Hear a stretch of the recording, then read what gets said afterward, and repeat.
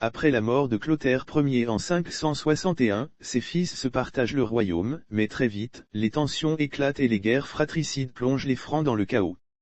Le royaume est divisé en 4. Charibert Ier obtient Paris et le bassin parisien. Gontran reçoit la Bourgogne et se pose en médiateur. Sigébert Ier hérite de l'Austrasie, Nord-Est, Metz, Reims. Chilpéric Ier prend la Neustrie, Soissons, Rouen, et lorgne déjà sur Paris. En 665, Sigébert Ier épouse Bruno, une princesse wisigoth, bien éduquée et ambitieuse. Chilpéric Ier, jaloux, épouse Galzoin, la sœur de Bruno, mais la fait assassiner peu après sur ordre de Frédégonde, sa nouvelle favorite. Ce meurtre choque Sigébert, qui jure de venger Bruno. C'est le début de la guerre ouverte entre Austrasie et Neustrie. Charibert Ier meurt en 567, et ses terres sont partagées entre ses frères, rajoutant encore plus de rivalité. En 573, Chilpéric tente d'envahir Tours et Poitiers, mais Sigébert et Gontran l'arrêtent.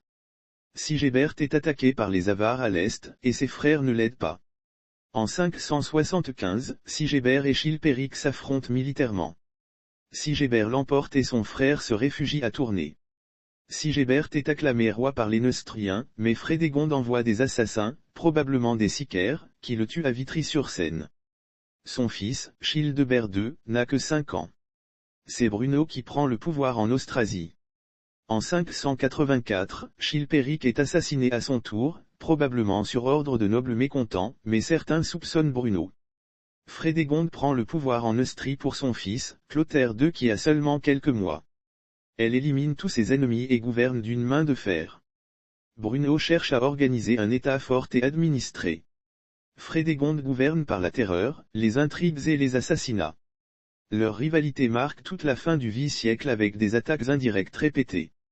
En 612, une nouvelle guerre éclate entre les petits-fils de Bruno et Frédégonde. Théodebert II, roi d'Austrasie, affronte Thierry II, roi de Bourgogne. Thierry II remporte la victoire et unifie les deux royaumes sous son autorité. Théodebert est capturé et tué. Mais l'unité est de courte durée.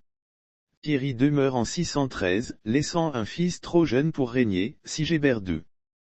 Bruno, fidèle à elle-même, tente de garder le pouvoir en régentant son arrière-petit-fils, mais les nobles austrasiens et neustriens se révoltent. Elle est livrée à Clotaire II, fils de Frédégonde, qui l'exécute de manière atroce. Attaché à un cheval, traîné jusqu'à la mort. Avec la mort de Bruno, Clotaire II prend le contrôle de tout le royaume franc, mettant fin au conflit entre descendants de Clovis, pour un temps.